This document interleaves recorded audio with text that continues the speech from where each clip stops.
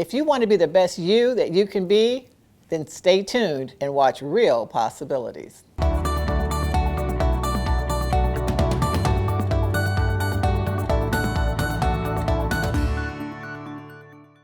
I'm so glad that you're watching Real Possibilities today. Thank you so much. We have one of my all-time favorite guests since in the 8 years that we've been doing this show, and that's Dr. June. Thank you for being here with us today.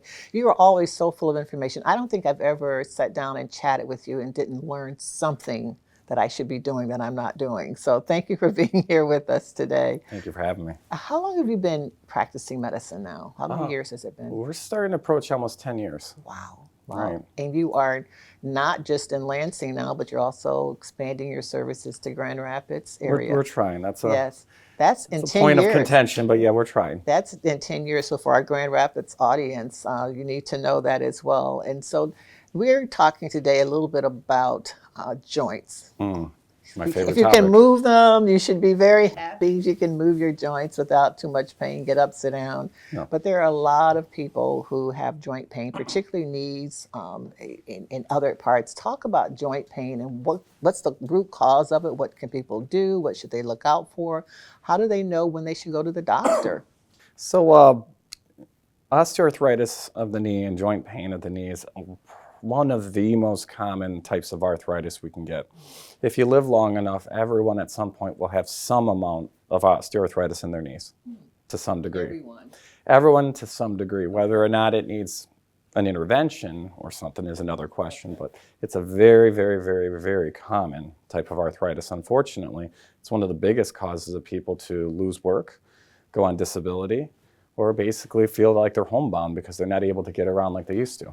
How do you know if you have arthritis or if your knee just hurts? How do you know the difference? Well, arthritis is a blanket term, which could mean a lot of different things. Wear and tear arthritis, as we call it, could be that the cartilage inside your knee is wearing out and your body's letting you know that you're losing out on this cartilage, and it'll give you pain signals.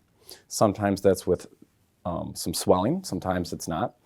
Other times there's other inflammatory arthritises, and then you can get various types of things we're not going to get into now, which can cause your knee to also have an inflammatory type arthritis as well.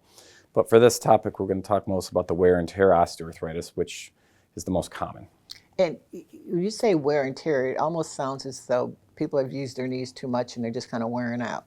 That's not necessarily the case, right? No, it's oddly enough, there's been a number of studies that looked at people who are runners, people who are people that are just sitting on a couch all day long and not actually using their body. And they found that arthritis was worse in the people that did more sitting and not moving than the people who were out walking, running, and doing other types of exercise activities. So it's not just your movement, and that is part of the contributing factors as to what causes knee osteoarthritis. And it's not well known why some people get more knee osteoarthritis than versus other people.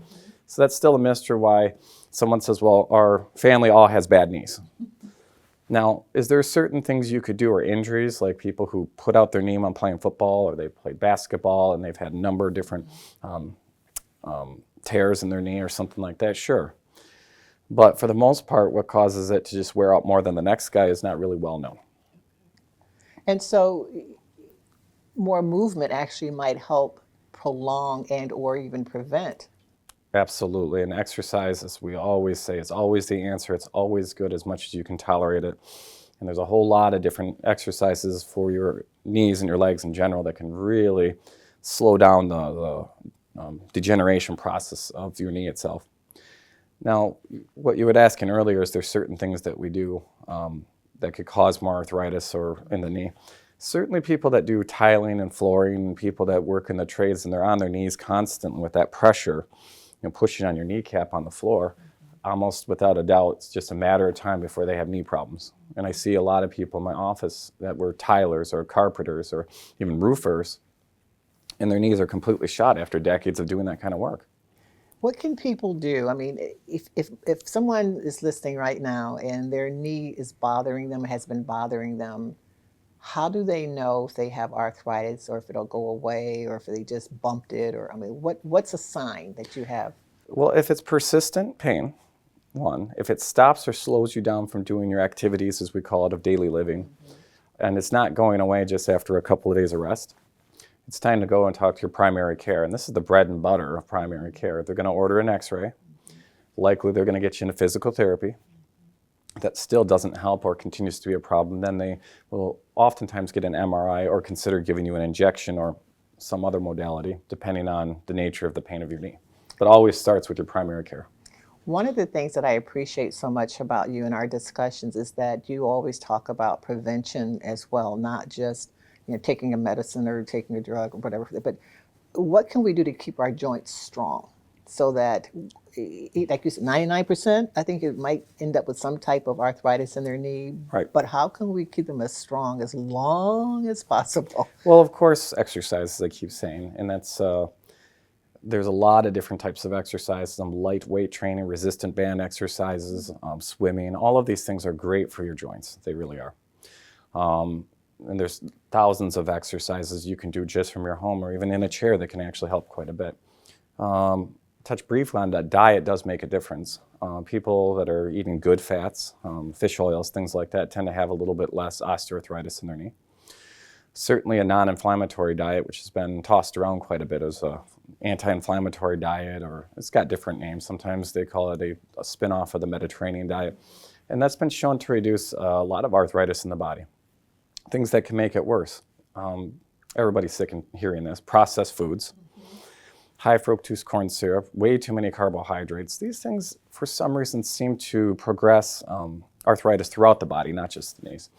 And so I actually challenge some of my patients every now and then is go drink a couple of Cokes and eat a candy bar and see how your hands feel the next day. And almost without a doubt, someone actually tells me, gosh, my hands were throbbing, they ache, my whole body kind of ached.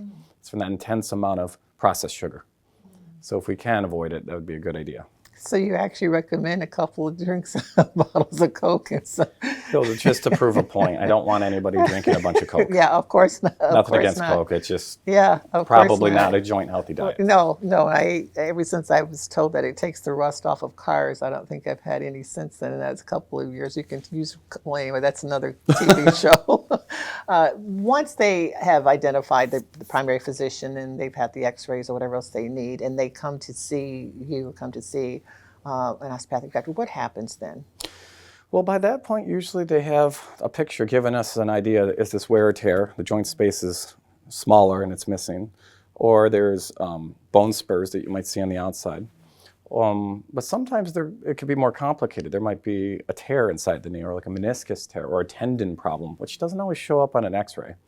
And thus, sometimes if the physical therapy isn't working, you get the MRI to look at the rest of the structures in the knee itself. For other people that have regular osteoarthritis, sometimes injections of different types help people out. Everyone's a little different with that. Sometimes a basic steroid injection is enough for a year or two and they feel fantastic. Other people, they get 1 month out of it and they're asking for another one. So there's different modalities and approaches that you can do for patients, and there's different types of injections too, depending on the needs of the person.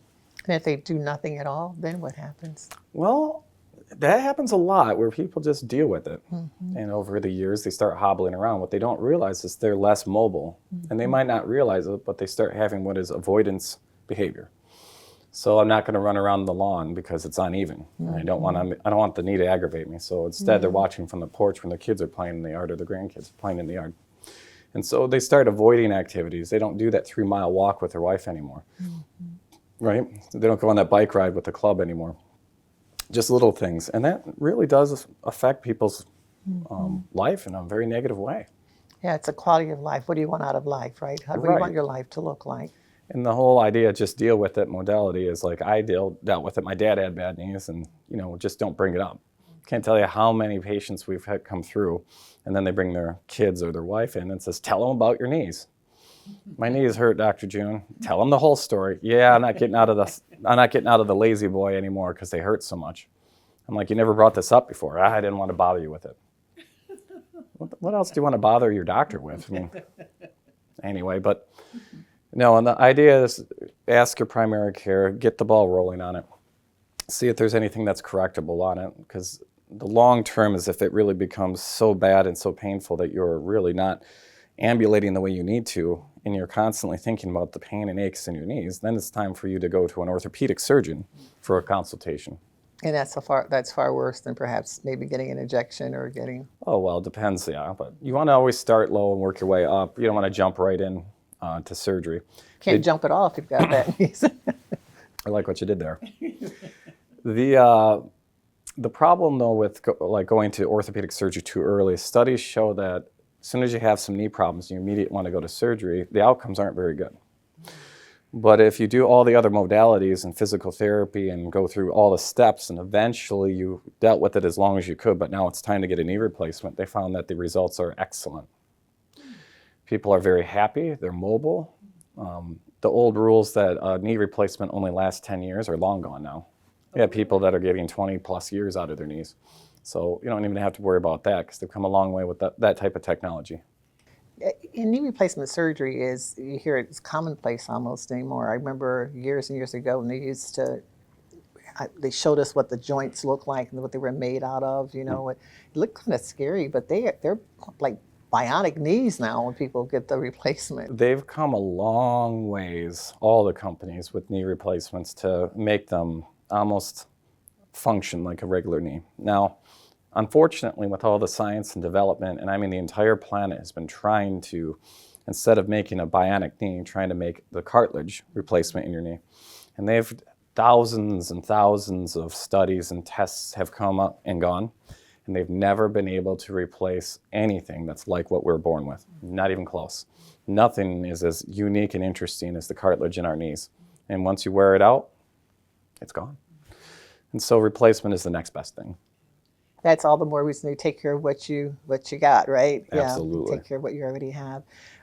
With the knee replacement, I want to talk about shoulders too, but with the knee replacement, what's the recovery time? I mean, how long before people are generally, I know you can't, everyone's different. Everyone's different. They used to tell people a year, now it's more like 6 months, the average person. I had people come in and within 6 weeks, they're already doing great, doing everything they wanted to do.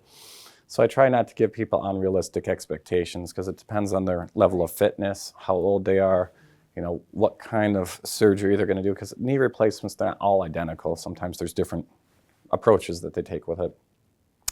What I tell people is that expect that 6-month mark for you to be the new you.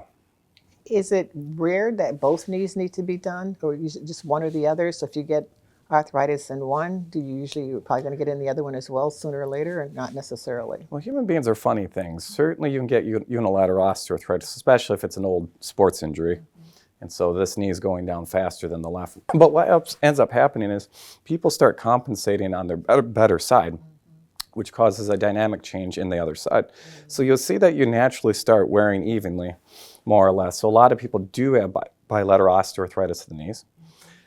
Generally speaking, surgeons won't do both at the same time because they need you to have one good knee or something and recover from one before they do the other. I'd say it's very rare, but I've seen it once or twice where they do both at the same time. But you have to be the right patient for that. Generally, we don't recommend that. Yeah, I wouldn't think so. I mean, I don't. Some people just want to get it over with. Done. Yes, Yeah. just get it done no matter what. Other areas that people might be more prone to get arthritis in other joints is the shoulder, hand. Shoulder is up there. Hand is extremely common, the bottom of your thumb. And we've talked about that on this before, is that they call it the CMC joint, and this is very common to have bad osteoarthritis. And that's if you've been working hard and gripping on something or pushing a lawnmower or even gripping the steering wheel in your car when you're driving into work, and that just dull, fiery burn ache that's deep in your hand. And unfortunately, that's, again, your cartilage at the base of your thumb wearing out, and you're starting to get closer to being bone on bone, those dreaded words no one likes to hear. And unfortunately, unlike the knee, there isn't really a lot of great surgeries for it. There's injections, physical therapy, occupational therapy, and there is some minor different types of procedures they do, but the results are not fantastic. With the knee, you can expect someone to feel pretty darn good and have generally a lot less pain and a lot more functionality and nearly the same range of motion that they started with, which is nice. With the thumb, though, it's a surgery that basically only lasts about 10 years. And then you don't get the full range of motion back. And then they start talking about something called fusion. And that's where they fuse your bones together so you lose all that range of motion. That's not good. And so why is that? Why is the hand or the thumb so much more complicated than the knee? There's a lot of reasons for it, but the short story on that is that the dynamicness of some of these joints, like the shoulder, is that you have to have a full range of motion. The socket joint itself is not as protected as you get in with the knee or, say, the hip, which is another place you can get osteoarthritis. And so it's just at higher risk because of the dynamic and the shape of the joint. And that's why it's somewhat more complicated to do surgeries in the CMC joint or the shoulder than it would, say, the knee. These are generalizations, though.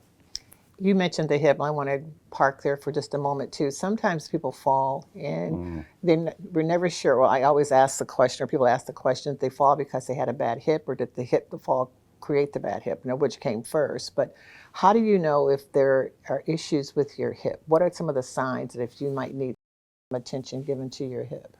Aches and pains in the...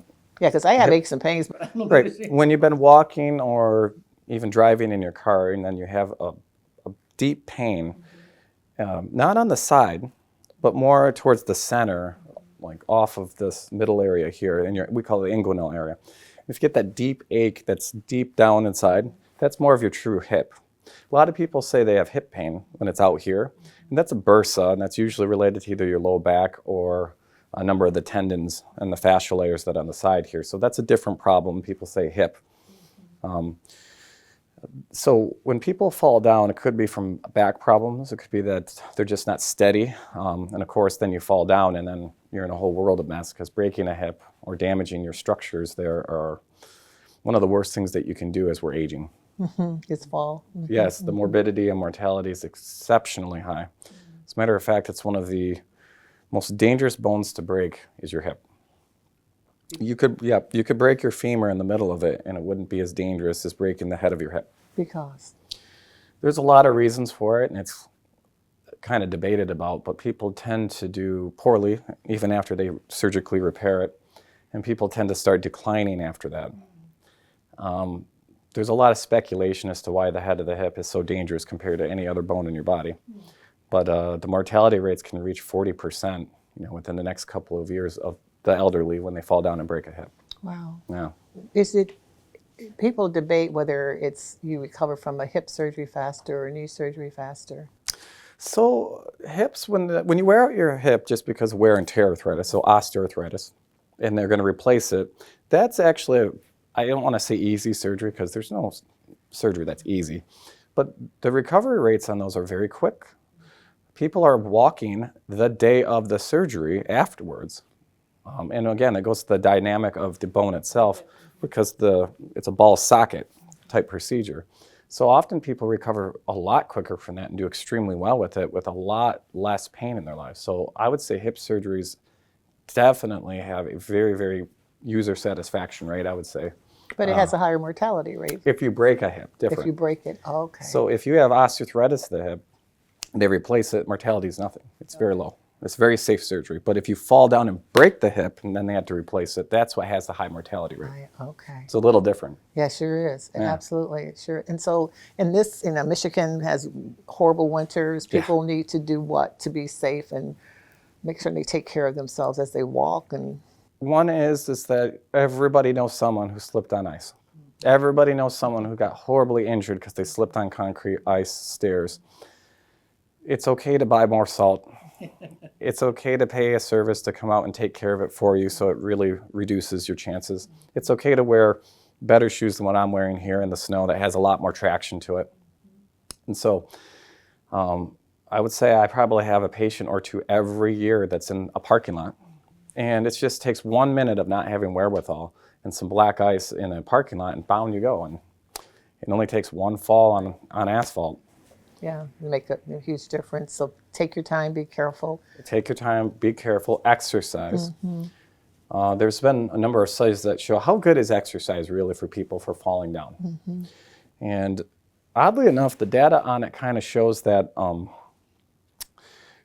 your number of falls might be slightly reduced, but not a dramatic amount, even for people that exercise regularly. However, 60% or more reduction in injury to get back up again and get moving. So the likelihood of you actually hurting yourself is dramatically reduced the more exercise you do. Thus, it's absolutely important to continue being physically active no matter what your age is. I appreciate you so much. You're just so easy to talk to. Thank you so much for being on AARP Real Possibilities. And thank you for watching. Thanks, Dr. June. Today we're going to be talking about centennial farms and or that type of property that you want to protect. How do people do that? Right. So the whole, it's difficult to keep a farm going. I don't have any farmer clients who don't have a job in town, as they say, to keep the farm going. But here's the problem. This is why one of the major reasons why farms are disappearing, and it's not just farms; it's the whole middle class, right? Generation, especially with a centennial farm, what you have is generation after generation has been paying it forward. They didn't go on vacation. They didn't take a cruise. They didn't whatever. The money went into the manure lagoon, or the milking parlor, or they tiled the field, okay? They didn't buy a fancy car. They got the old pickup. Okay, maybe they bought a tractor. Right. But now, and back in the day, when Grandpa got a little loopier than usual, you put him in a rocking chair on the front porch. Nowadays, you put him in a nursing home that costs hundreds of thousands a year, okay? And now, and there's no cash in the farm, we put it into the milking parlor. Okay, fine. But now, we're selling off the farm, 10 acres at a time. Over and over and over again, that's what we're seeing, because people haven't planned ahead. Now, you don't have a centennial farm, but every generation pays it forward. The Federal Reserve says that half of a family's assets are gifted or inherited. What if you can't do that for your family? People talk all the time, oh, the middle class is shrinking, the middle class is shrinking. We all stand on the shoulders of giants. So people need to pay attention and make certain that you protect your assets. Thank you, David. Thank you, Appreciate Paul. that. You bet. Everyone should be paying attention to the term direct care worker, family caregiver, what it means, and how you can get involved in making certain you have the best direct care workforce possible. Claire, thank you for being here. Talk with us about direct care workers and how people can get involved. Sure. So direct care workers augment family caregivers and make it possible for people to stay at home or live as independently as possible. They go by many, many names. One thing we have to do through Impart Alliance and the State Direct Care Workforce Advisory Committee is come up with some common language around, who direct care workers are, how do we refer to them, what do they do? And it's important for family members to learn as much as possible about the issue, the shortage, who direct care workers are, what do they do, why are they important, why is there a shortage, and what can they do to help address the shortage? And I would just like to say that anybody, whether family caregiver, direct care worker, policymaker, people receiving services, everybody can make a difference in changing this problem that we're facing right now. To learn more about direct care workers, you can go to our website. You can join our statewide coalition. We have 2,000 members right now. And all you have to do to become a member is get your name on our email list.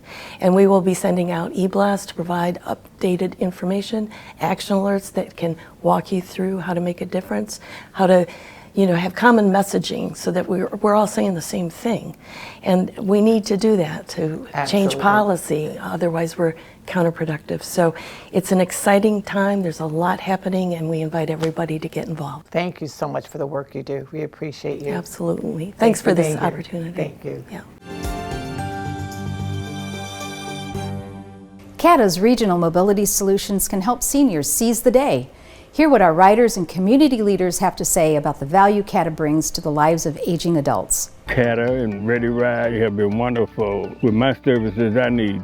Been using about 8 years, and I use Ready Ride and CATA. Well, the reason I like the Ready Ride service is, they take me where I need to go, and the drivers, they wonderful too, They let the ramp down, and I ride on, and they raise me up, and I ride on, they strap me in.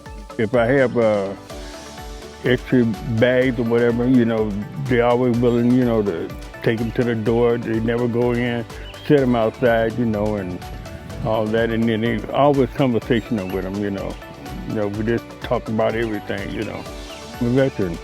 Went to the military in 1967. Went to Vietnam, did my time over there, came back. If I had to do all over again, we'd do it.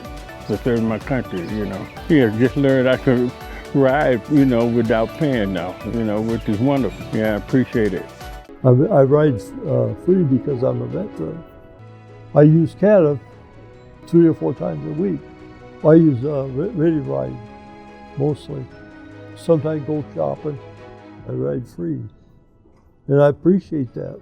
Well, that's really something I don't have to pay to get on. Then I know that I can call them up, and they're pretty good about being punctual and stuff like that. I'll say that.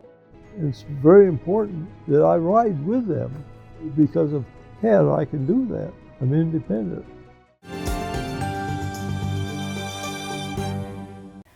Hi, my name is Emily Morell, and I'm a PA at the Great Lakes Center of Rheumatology. I'm here today to talk about Felty syndrome.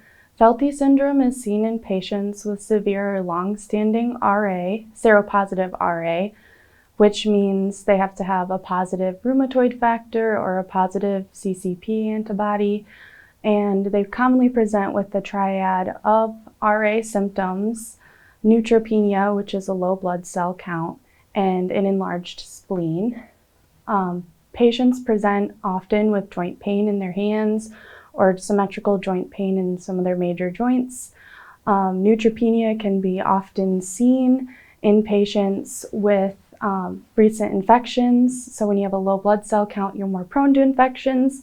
So a lot of people will have skin infections or respiratory infections, or they may not have any. An enlarged spleen can be palpated on physical exam or can be seen on ultrasound studies.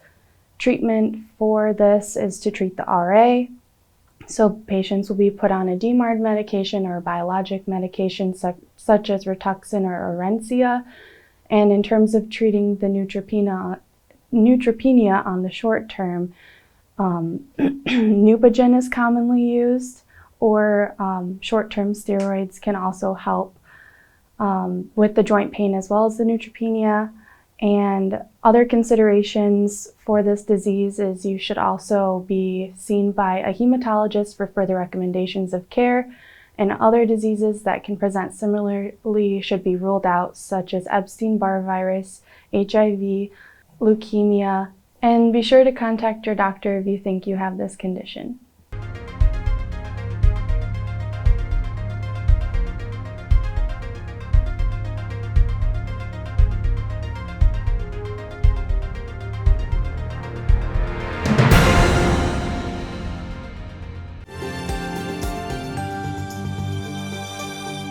Well, this was a great show. Hopefully you received information that you'll share with others. Thanks for watching Real Possibilities.